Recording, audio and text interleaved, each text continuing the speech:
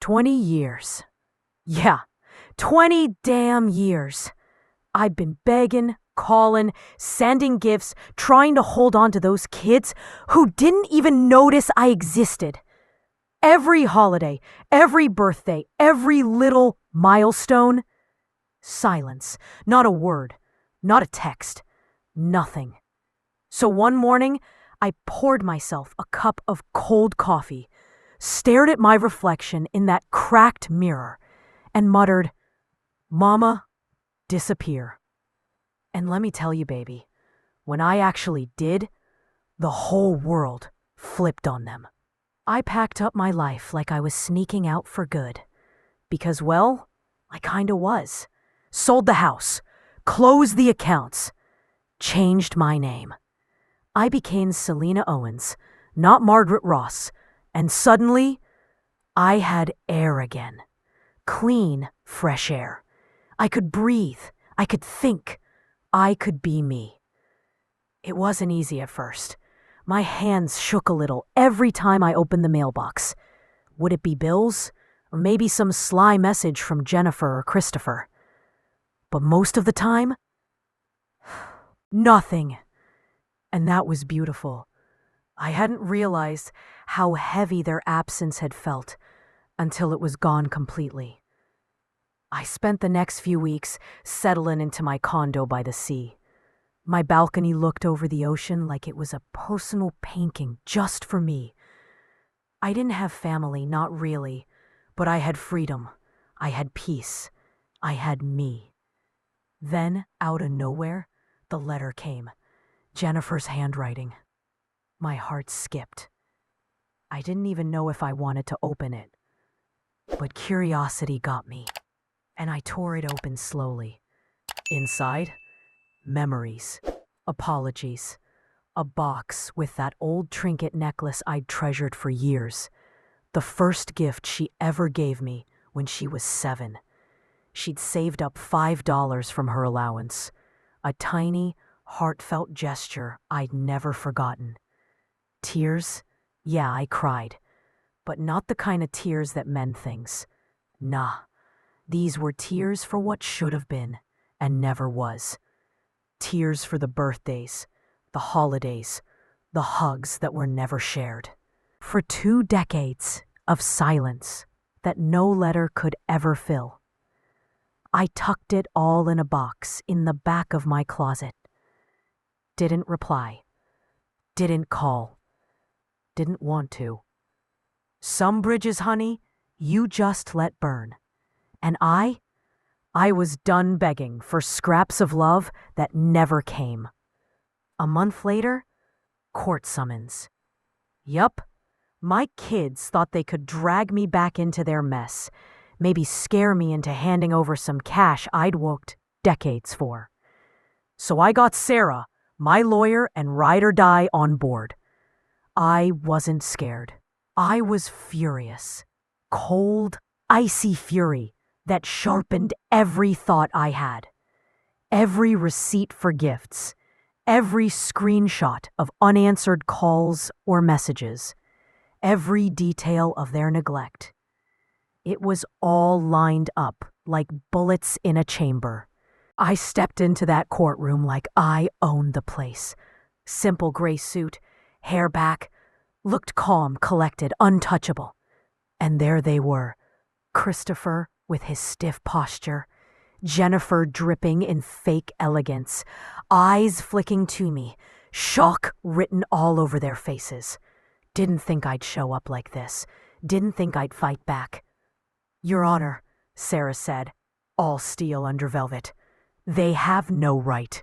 Not legally, not morally. And they sure as hell have no business touching her life savings." The judge, an old man with a furrowed brow that screamed experience, nodded. "Proceed." Christopher's lawyer started his little sob story. Emotional abandonment, broken promises, that birthday party where they tried to publicly ambush me.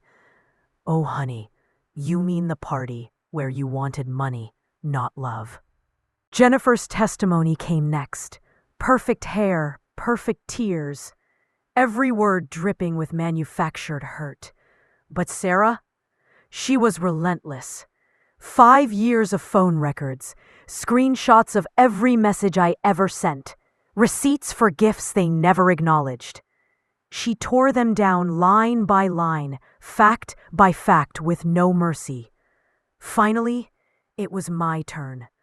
I walked to that stand like a queen, head high, voice steady.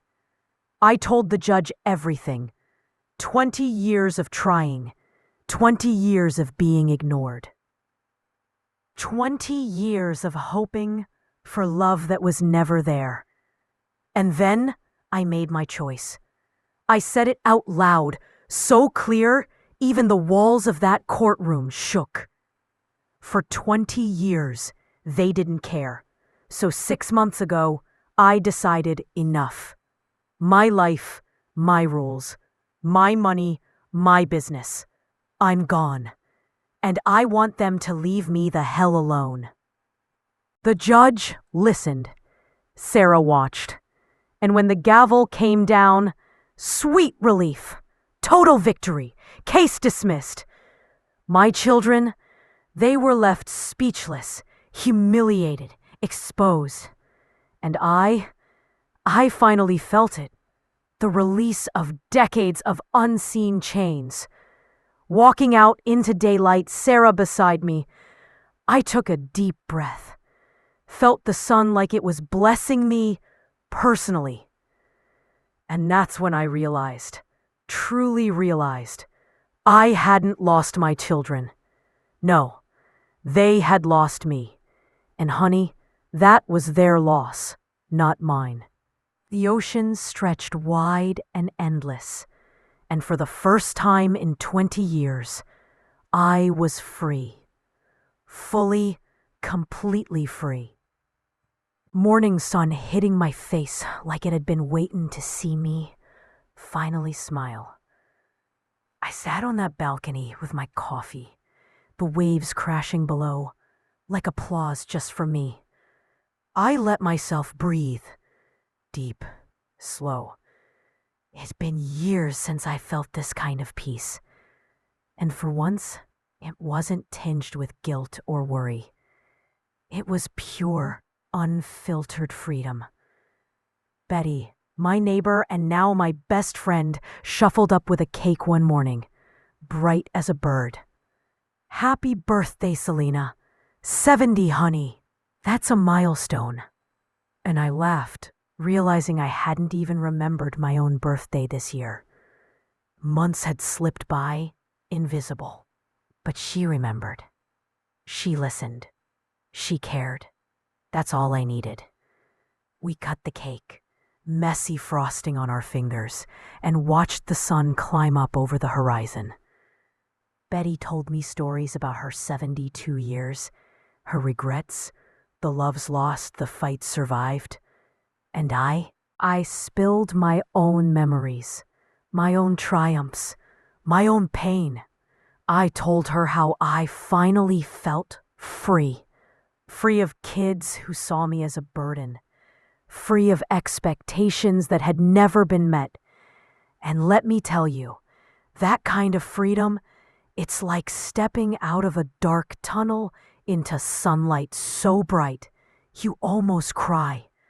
That necklace Jennifer sent, still in the box in my closet. I didn't touch it. I didn't want it. The gesture was sweet, sure, but it was a ghost of what could have been. Some doors, once closed, stay closed, for a reason. I had learned that. Over the next weeks, I found my rhythm. Mornings on the beach, my feet sinking into the sand. Yoga with my new friends, women who'd lived and lost and risen. Dinners we cooked together, laughter spilling over the table like cheap wine. I built a life where I mattered, where my choices, my happiness, my time counted. I realized community isn't always born from blood. Sometimes it's chosen, stitched together with respect, love, and shared experience. I thought about Jennifer and Christopher sometimes, not often, but sometimes. Wondered if they were living their perfect lives, with their fancy houses, their successful careers, their illusion of control. And honestly, I didn't care anymore. Their loss, their emptiness, it was theirs. I wasn't responsible for their feelings. I was only responsible for mine. And my life was full. Full of laughter, full of calm mornings and salty air and friends who truly cared. One day, as I walked along the shore, I stopped to watch a family play in the surf. Kids screaming, parents laughing, sand everywhere. And I felt something strange. Not longing, not envy. Just understanding. I had given my children everything I could, and they had chosen their own path.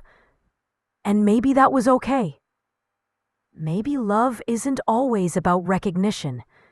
Sometimes it's just about giving, without expectation, and then letting go. That realization hit me harder than I expected. I felt a weight lift, like the ocean itself had pulled it from my shoulders. I could finally let it all go, the resentment, the grief, the hope for what never came. And in that letting go, I found me, Selena Owens. Alone, yes, but not lonely. Struggling, yes, but strong. A woman who had survived decades of disappointment and still stood tall, still chose joy. Months passed. I learned the little things mattered most. A cup of coffee in the morning, the warmth of sun on my back, a friend's laugh echoing through my condo. I even started volunteering at a local shelter, teaching women to sew, to cook, to rebuild their lives. Their gratitude? A balm for the wounds that never fully healed from my children's abandonment. Helping them helped me heal too. I sometimes dreamt of the future. Not the future I'd imagined when I was younger. Marriages, grandchildren, family dinners. But a future of freedom, choice, and control. And each morning, that dream felt closer, tangible, alive. I wasn't running from my past anymore. I was running towards something real, something mine. The necklace? One day, I opened the box, held it in my hand, felt the metal against my fingers, and I smiled. Not because I wanted Jennifer back, but because I remembered the little girl who had tried to give me her heart. Sweet gesture, innocent, and I honored it silently, without expectation, without regret. That was enough. By the time the evening sun dipped behind the horizon, I realized something fundamental. I had spent my life trying to fit into spaces that weren't mine. But now, I carved my own space. I owned it. And every wave that hit the shore, every gull that cried overhead, every breath of salty air reminded me I mattered. My peace mattered. My joy mattered. And finally, my life belonged to me. And that, baby, is worth everything. The days rolled by slow at first, but in the best way. Mornings spent walking barefoot on the beach, sand clinging to my ankles like it had a claim on me. The ocean was steady, predictable, and honest, everything my kids weren't, and I loved it. Loved watching the sun bounce off the water, making diamonds in the waves. I even started bringing a notebook, scribbling thoughts, poems, random ideas. My creativity had been buried under decades of stress and neglect. Now, it finally got room to breathe. Betty and I got closer. That woman was a force of nature, full of sass and wisdom. Some days, we'd just sit on the balcony, coffee mugs in hand, watching. The gulls argue over scraps of bread. We laughed about men we'd loved and lost, our ridiculous youthful mistakes, the things we'd said and done that we'd never admit publicly. Those afternoons became sacred. I felt lighter, like years of invisible weight were finally lifted from my shoulders. One afternoon, as we walked through the local market, a woman stopped me. "Excuse me, you're Selena Owens, right?" she asked. I nodded, a little surprised. Turns out, she'd read about my court victory in the paper. She told me I inspired her. Single mom, raising 3 kids alone, barely making ends meet. And something in me swelled. That's when I realized my story wasn't just mine. It could give others courage. I could use my pain to help someone else heal. And I damn well plan to. I started volunteering at the community center, teaching sewing classes. I never thought I'd find joy in something so simple. But seeing women gain confidence, stitch by stitch, project by project, it was magical. Their gratitude seeped into me, warmed me in a way my own children never did. I didn't need approval from Jennifer or Christopher. I didn't need their hugs or texts. I had connection, real connection, with people who appreciated me for who I was, not just what I'd given them. Sometimes I thought about the necklace again. That little gift from 7-year-old Jennifer. I didn't wear it, didn't even take it out, but I kept it in my closet, a reminder of innocence and love that had nothing to do with entitlement or greed. It reminded me that I'd given love freely, and that love wasn't wasted just because it wasn't returned. Evenings were the sweetest. I'd make dinner with Betty or some of the ladies from my yoga class. Wine would flow, laughter would bubble up, and for the first time in decades, I felt like part of a family of choice. A family that didn't expect me to give more than I had. A family that didn't demand my love or mine alone. We celebrated birthdays, small victories, good news, bad news. We were there for each other, like we always should have been. Of course, thoughts of Jennifer and Christopher still crept in from time to time. I wondered if they were living their picture-perfect lives, if they were happy. But I didn't dwell. My heart didn't ache the way it used to. I didn't hate them. I just released them. Let them float away like leaves on the tide. My peace was too precious to let go of for grudges I didn't need. And then it hit me, truly hit me, that my life was finally mine. I didn't have to bend to anyone's expectations. Didn't have to sacrifice for people who wouldn't sacrifice for me. I had endured pain, neglect, and betrayal. Yet here I was, standing tall, thriving, finally free. And that freedom, honey, it tastes sweeter than anything I've ever known. I even started thinking about the future differently. Not the future of family obligations or constant worry, but a future filled with possibilities. Trips I'd always dreamed of, classes I wanted to take, books I wanted to write, people I wanted to meet. The kind of future that's entirely my own making. One night, as I sat on the balcony, watching the moon cast silver across the waves, I smiled to myself. I realized I had found something better than reconciliation or traditional family love. I had found myself. Selena Owens, 72. Resilient, independent, and alive in every sense. I had peace, I had friends, I had purpose, and I finally understood that my worth wasn't tied to anyone else's approval. That realization alone was a treasure.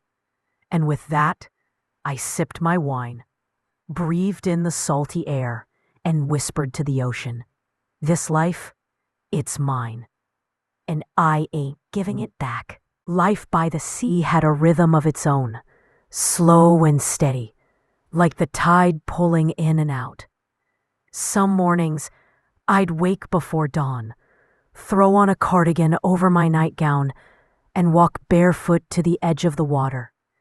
The sand was cool, the waves gentle, and the horizon stretched endlessly, reminding me that the world was bigger than any grudges, any regrets, any heartbreak I'd carried for decades. I started calling these my quiet victories.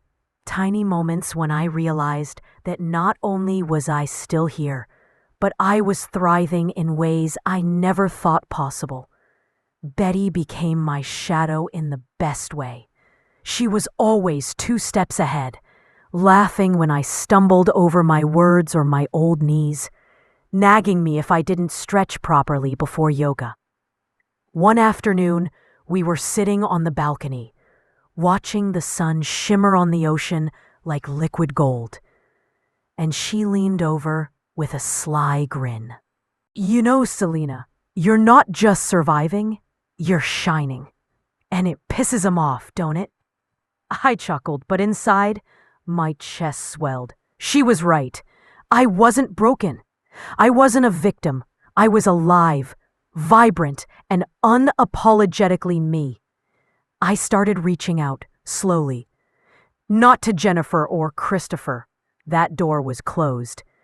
But to other women my age who had stories to tell, pain to release, dreams to revive. I held small gatherings at the condo, tea and biscuits on the balcony. Stories bouncing back and forth like fireworks. And every time someone would say, "I feel seen," or "Thank you for reminding me I still matter," my heart would swell like I'd never known it could. It was a different kind of love, quieter but steadier, one that didn't demand or disappoint. One morning, I found an old photo of Jennifer as a kid, smiling wide, hair in pigtails, eyes bright with mischief. I stared at it longer than I should have, memories rushing in. Birthdays, school recitals, the first time she scraped her knee and ran to me crying. My heart ached for what was lost, sure, but it didn't twist like it used to. I placed the photo back in the drawer, a silent acknowledgement. I remembered, I forgave in my own way, and I moved on. Then came the day I decided to host a small art exhibit at the community center.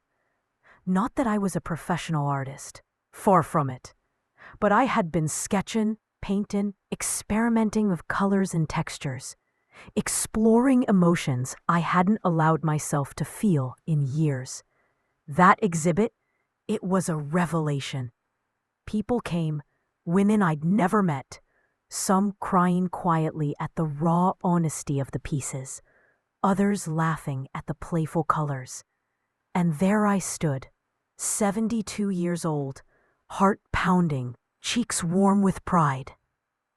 For the first time, I felt seen, not as a mother, not as someone's estranged parent, but as me, Selena Owens, the woman who refused to shrink herself anymore. Evenings had their own magic. Betty and I sometimes made dinner for 10 or 15, our little chosen family, and I'd watch women who had never known unconditional support become sisters overnight. We shared stories, dreams, heartbreaks, victories. Laughter echoed through the condo like music.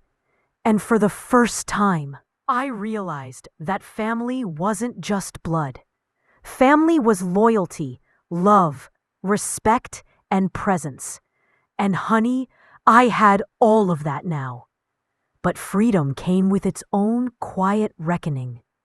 Some nights, when the house was still, I'd think about Jennifer and Christopher. Not with anger, not even sadness, just curiosity, wondering if they'd ever feel the absence they created. But those thoughts didn't linger long.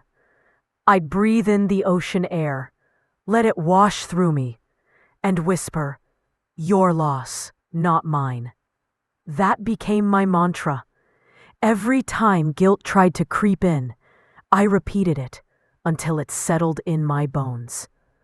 One particularly windy evening, I sat on the balcony with a glass of red wine, the waves crashing like drums against the shore.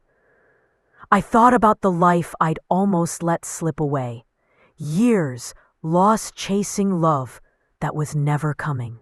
And then I thought about the life I built instead: community, respect, joy, freedom. My heart swelled with gratitude so fierce it made me tear up. I wasn't bitter. I wasn't lonely. I was alive. And not just alive, but fully awake, fully engaged, finally at peace. I even started dreaming big. Trips to cities I'd only read about, classes to learn pottery, piano lessons, because why not? Adventures I had denied myself for decades for the sake of children who didn't care. And the best part? I wasn't waiting for permission. I wasn't seeking approval.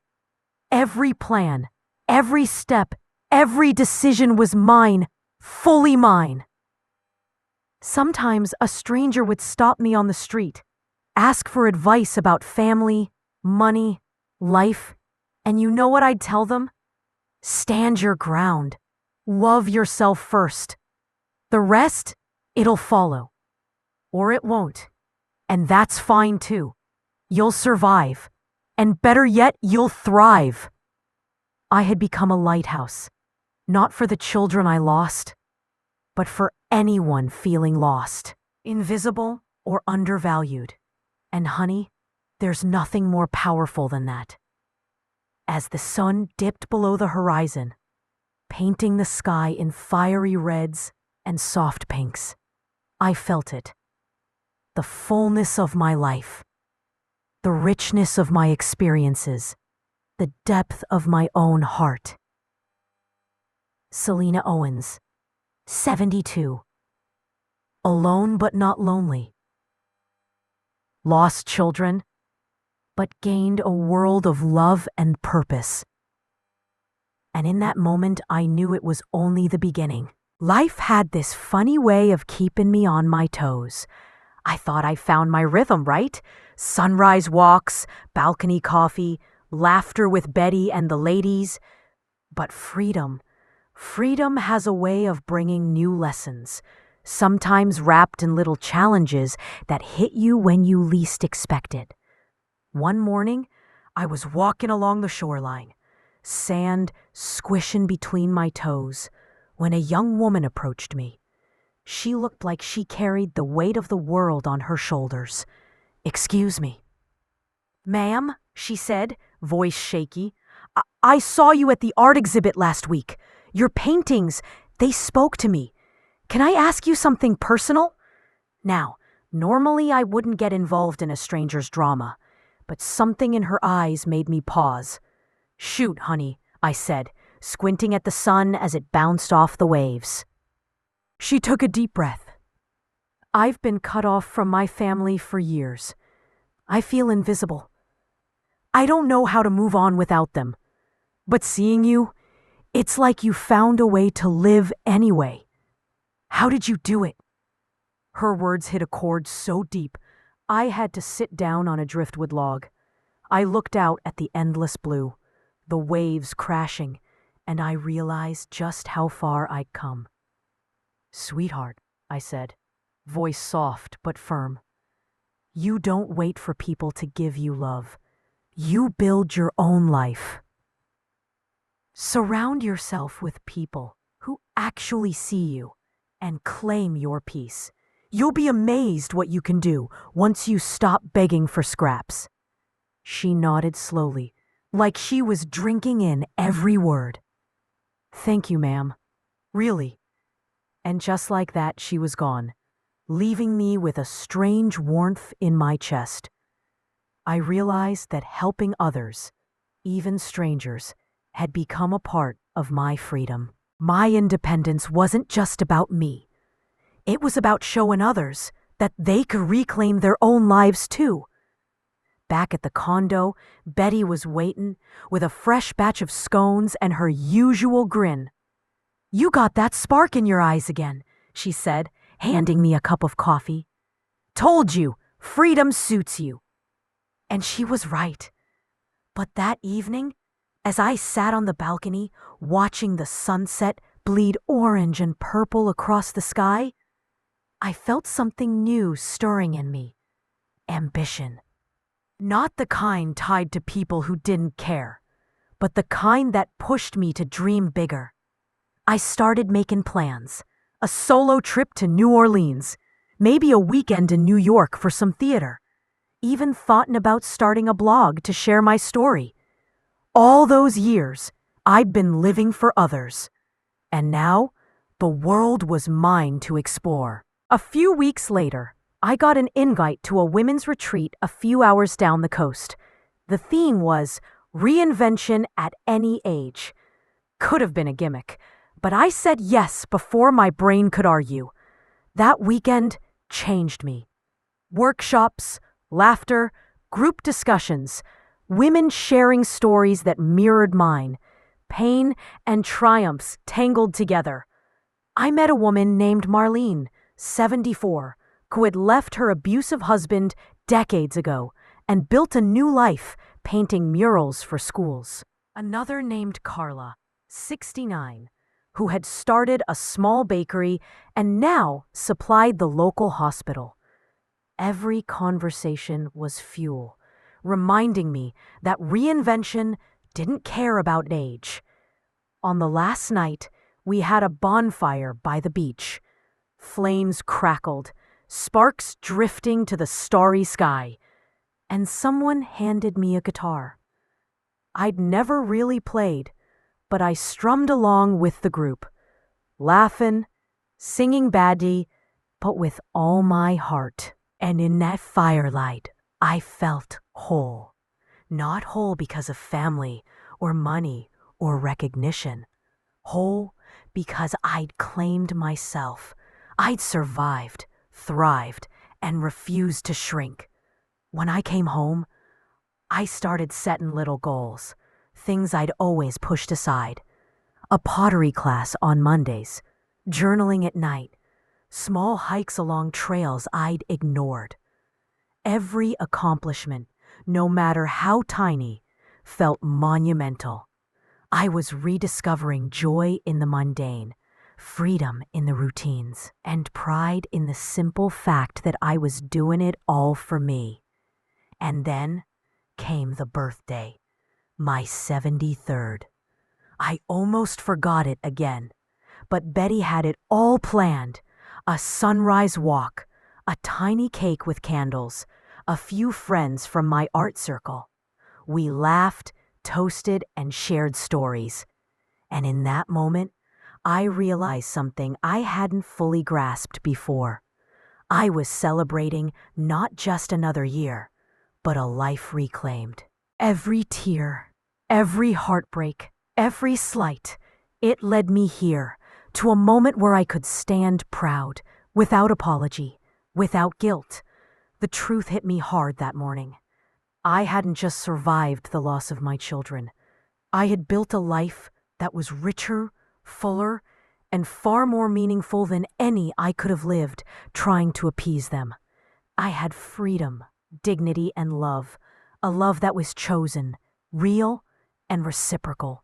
And honey, that's something no estranged child, no judgmental relative could ever take away. So yeah, 73 and kickin', I finally understood that the rest of my life was mine. Fully, unapologetically mine. And for the first time in decades, the thought of tomorrow didn't bring dread or sorrow. It brought excitement, adventures, possibilities, and maybe, just maybe, a little mischief too. By now, the condo felt like home in every sense of the word. Not just a place to live, but a place where I could finally exhale without checking over my shoulder, without wondering if anyone would judge my choices. Every morning, I'd wake up to the sound of waves and seagulls, stretch my aching joints, and sip coffee on the balcony while the sun painted the ocean gold. It was my ritual, my anchor, my little slice of paradise that no one could ever take from me. Betty had become more than a friend. She was family, chosen and unwavering.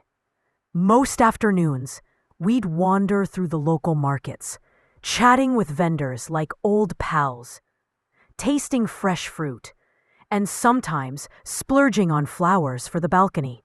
Selena, she'd say, plucking a bright yellow daisy, life's too short not to smell the flowers. Or buy the damn flowers, even if it's just for you. And she was right. I hadn't realized how much I denied myself simple pleasures until I started indulging in them again. One day, while walking along the pier, I ran into a group of women setting up a charity event for local shelters. They needed volunteers, and I jumped in without hesitation. Painting signs, serving snacks, even helping organize donation bins. It was chaotic, hilarious, exhausting, and glorious. I felt alive in a way I hadn't in decades.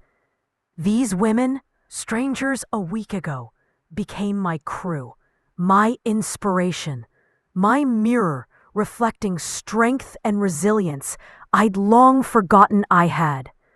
Then came the unexpected. A local reporter reached out after seeing my small art exhibit at the community center. They wanted to feature me in a piece about women redefining life after 70. Me, the estranged mom turned independent, thriving woman. I laughed when they called, half expecting it to be a prank. But no, they were serious. I agreed. Mostly because I realized it wasn't about recognition. It was about sending a message that it's never too late, that you can rebuild, reclaim, and reinvent yourself no matter your age. The interview day was nerve-wracking at first. Camera lights, questions, the whole 9 yards. But as I spoke, sharing snippets of my past, my regrets, my triumphs, something shifted. I felt lighter, bolder, like every word I uttered was a brick in the new life I was building. The reporter asked about my children, and I answered honestly. They lost me long before I left. And I found myself, and that's enough. A few weeks later, the article came out. I didn't expect it, but reading it, I realized something profound. My story had power beyond my own life. Women called, emailed, and even came to visit, sharing how my journey inspired them to take their own steps toward freedom. My condo turned into a hub, a sanctuary of sorts, where stories intertwined, laughter bounced off walls, and sorrow found solace. One rainy afternoon, Betty and I sat on the balcony with tea, watching drops hit the ocean like tiny drumbeats. "Selena," she said, tugging gently at my sleeve, "you're glowing. You don't even know it yet, but Everyone who meets you feels it too. And maybe she was right. Maybe I was glowing, not just from happiness, but from strength, from finally living life unchained. Then came a surprise from the past. A package arrived, no return address. Inside was another letter from Jennifer.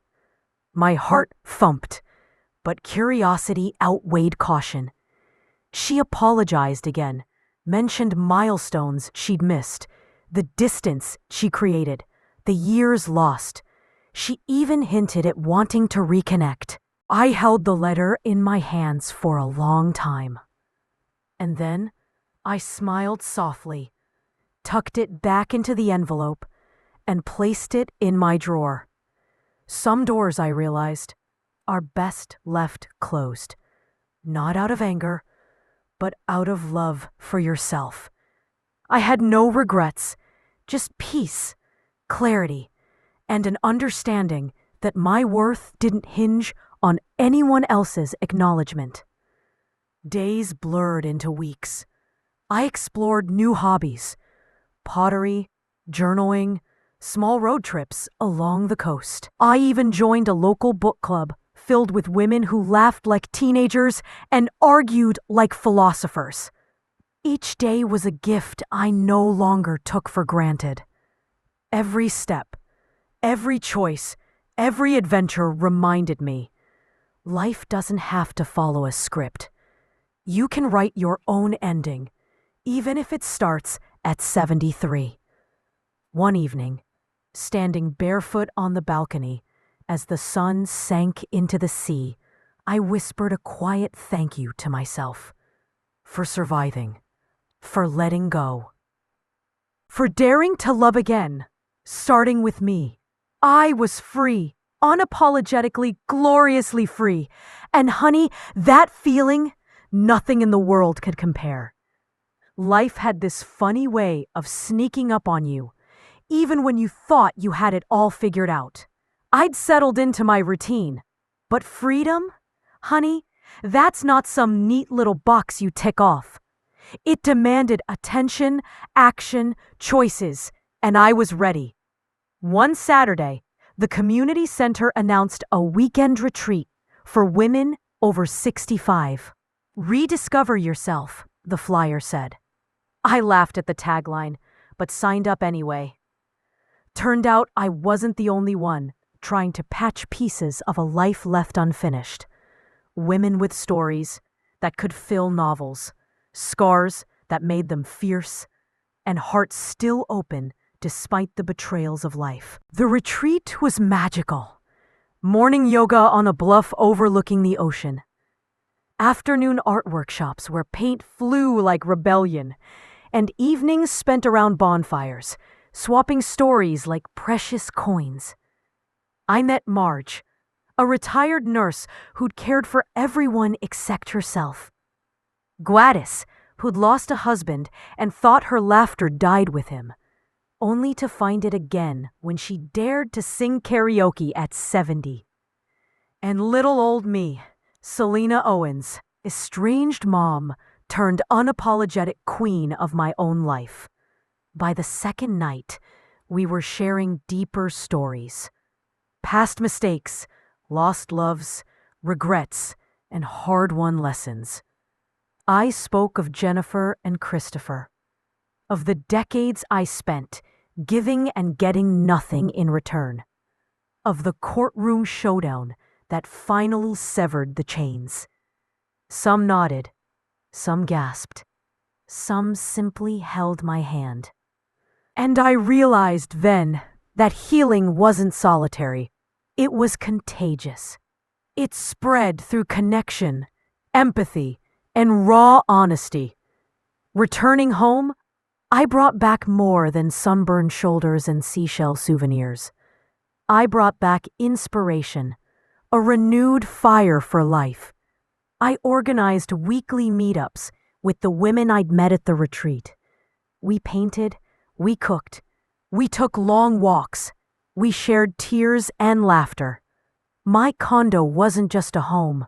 It had become a hub of reclaimed lives, of resilience, of chosen family.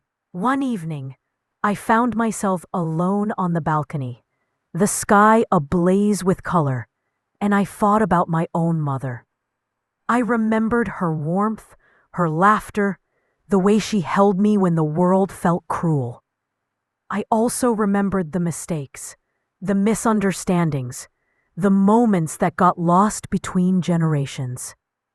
I smiled through the bittersweet mix of memory and wisdom. I understood now that life wasn't about fixing the past. It was about creating the future you wanted, even if it came decades late. Betty knocked on the glass, holding 2 mugs of tea. "Come on, girl," she said. "You're thinking too much. Let's live a little before the night swallows us whole." We laughed, clinking mugs, steam swirling between us, and I realized my heart felt lighter than it had in decades. I wasn't just surviving anymore. I was thriving. Then came an unexpected call from a young woman named Clara, one of the retreat attendees. She just lost her mother and was struggling with grief and resentment. I listened for hours, shared my story, offered advice. But more than that, I reminded her that she could choose joy. She could choose freedom. She could build a life beyond pain. By the time we hung up, I felt a strange warmth, a sense of purpose I hadn't realized I craved. Helping others heal, it wasn't just charity. It was life giving life. The weeks rolled by, each day a vibrant stitch in the tapestry I was weaving. I hosted small dinner parties, invited women who lived alone, widows, divorced friends, neighbors with no kin nearby. We feasted on simple meals, shared ridiculous stories, danced in a living room when the mood struck, and laughed until our sides ached. We were family, chosen, imperfect, and fiercely alive. And just when I thought life couldn't surprise me further, a letter arrived, not from my kids, thank God, but from a reader who had seen the article about my life. She was 71, trapped in a life she despised, and after reading my story, she finally found the courage to leave a toxic marriage. She thanked me for showing her it was never too late to take the reins. I folded the letter carefully, tucked it in my drawer, and smiled wider than I had in years. My story wasn't just mine anymore. It was living, breathing, influencing others to reclaim themselves. Sitting on the balcony that night, moonlight kissing the waves, I whispered a quiet thank you for survival, for freedom, for the courage to finally choose myself. For the women who'd walked into my life and helped me see it wasn't too late to rewrite the rules. And for the realization that joy, real joy, wasn't some distant dream.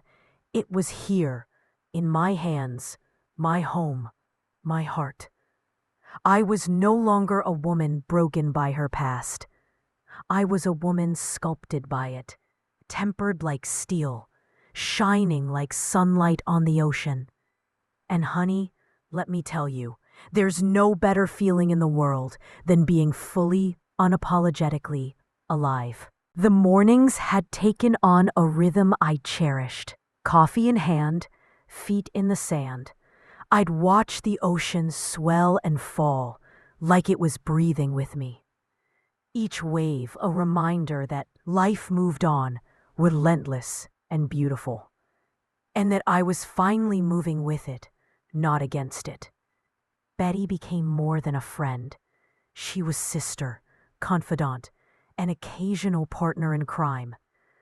We took long walks, chased sunrises, tried new recipes, and laughed at how stubbornly we'd survived this long without truly living. Our conversations ran deep, spilling secrets and regrets, but always circling back to one truth: we were free. And that freedom tasted sweeter than any victory I'd ever known. One afternoon, while sorting through old keepsakes, I found that tiny trinket necklace Jennifer had sent. I held it and smiled, not with grief, not with longing, but with a quiet acknowledgement. That little girl had loved me in the only way she knew how, and I had survived enough to see it, to honor it quietly, without reopening wounds. Some gifts, honey, aren't meant to mend. They're meant to remind you of who you were and who you've become. Life continued to bloom in ways I hadn't anticipated. I hosted art nights, book clubs, and weekend brunches with women who had stories as wild and tender as my own. Our condo became a lighthouse of laughter and resilience. Every joke, every shared secret, every hug was a stitch in the fabric of our chosen family. A tapestry richer than any bloodline could have offered. Occasionally, thoughts of Jennifer and Christopher floated in, like clouds passing overhead. I wondered about their perfect lives, their achievements, and their mistakes. But it was fleeting. Their world was theirs. I wasn't angry. I wasn't bitter. I simply carried no weight for what never was. They had their choices. I had mine, and mine were finally mine to savor. One evening, as the sky blushed with sunset, I walked the beach alone. The cool sand shifted under my feet. The salty wind teased my hair, and I breathed in deeply. I thought about all the years I'd spent bending, pleading, sacrificing, hoping. And then I thought about the years ahead, wide open and unclaimed. A grin crept over my face. I had survived every heartbreak, every betrayal, every moment of silence. And now I was unstoppable. Betty joined me, carrying 2 mugs of tea, as usual. "You ready for our sunset toast?" she asked, eyes sparkling with mischief. "To freedom," I said, clinking my mug against hers. "To dignity," she added. "To choosing ourselves," I finished, my voice carrying over the waves. We sipped slowly, letting the horizon swallow the sun. And in that golden glow, I understood something I hadn't fully grasped before. Life's worth isn't measured by what others give you or what you lose along the way. It's measured by how fully you live it, how fiercely you protect your peace, and how openly you love yourself and others who truly matter. My condo by the sea, my friends, my mornings on the beach, my quiet nights with the ocean whispering secrets. It wasn't a perfect life, but it was mine, and for the first time ever, that was more than enough. Selena Owens, 72, estranged mother, courtroom warrior, survivor of decades of neglect, woman reborn. This was me. I didn't need apologies. I didn't need reconnections. I needed joy, freedom, and self-respect. I had them all. And honey, that felt better than anything I could have imagined. The waves kept rolling. The sun dipped beneath the horizon. And I walked back into my condo, head held high, heart full, and ready for every single day that awaited. Because now, at last, I had learned the most powerful lesson of all. The only love you truly need to survive and to thrive is the love you give yourself.